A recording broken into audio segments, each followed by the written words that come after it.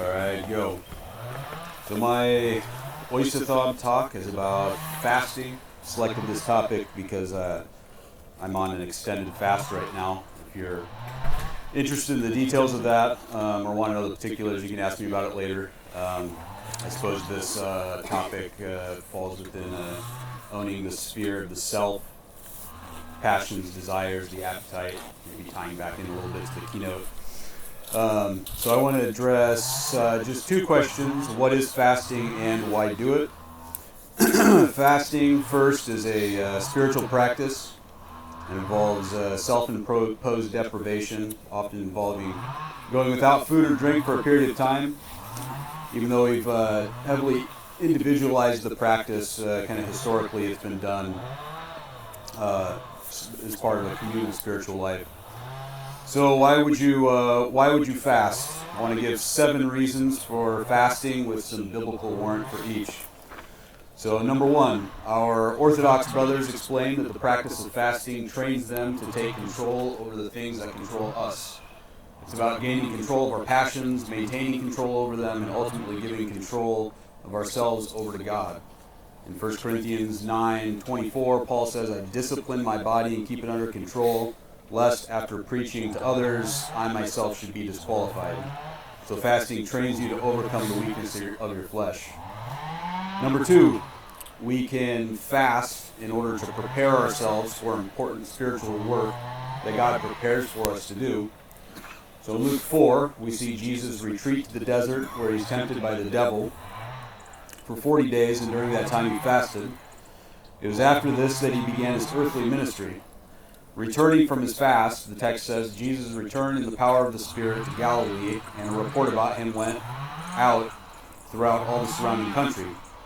So fasting then prepares us in spiritual power to tackle life's challenges. Number 3, if you're a Christian, fasting is an expected spiritual practice. In Matthew 6, Jesus instructed, when you fast, do not look gloomy like the hypocrites. He didn't say if you fast, but when. So fasting then is just part of the Christian spiritual life. Number 4, when done properly, God delights in it and rewards you for it. Matthew 6 goes on to say, when you fast, anoint your head and wash your face, that your fasting may not be seen by others, but by your Father who is in secret. And your Father who sees in secret will reward you. Fasting then is a means of experiencing the blessings of God. Number 5, fasting can be an intense form of worship. In Luke 2, we learn about a prophetess named Anna who had become a widow, and the text says that she did not depart from the temple, worshiping with fasting and prayer night and day. It's a picture of constant devotion. Fasting then is a way to place yourself into a state of intense devotion to God. Number 6, fasting can be our right response to God as part of our continual repentance. In Joel 2:11, God says, return to me with all your heart, with fasting, with weeping, and with mourning, and rend your hearts and not your garments. Return to the Lord your God, for he is gracious and merciful, slow to anger, and abounding in steadfast love, and relents over disaster. Fasting then is a way to approach God with reverence and respect. Number 7, fasting is an act of humility that captures God's attention.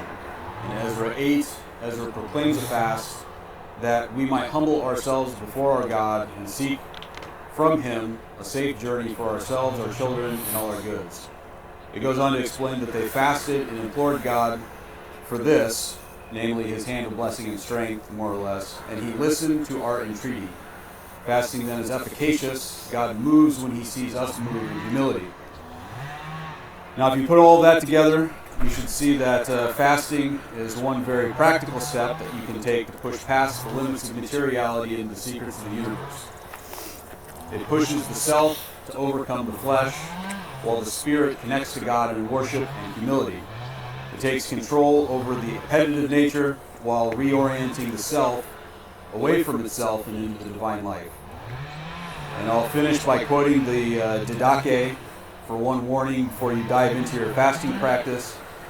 It says that your fast must not be identical with those of the hypocrites, for they fast on Mondays and Thursdays, but you should fast on Wednesdays and Fridays. Peace. Done.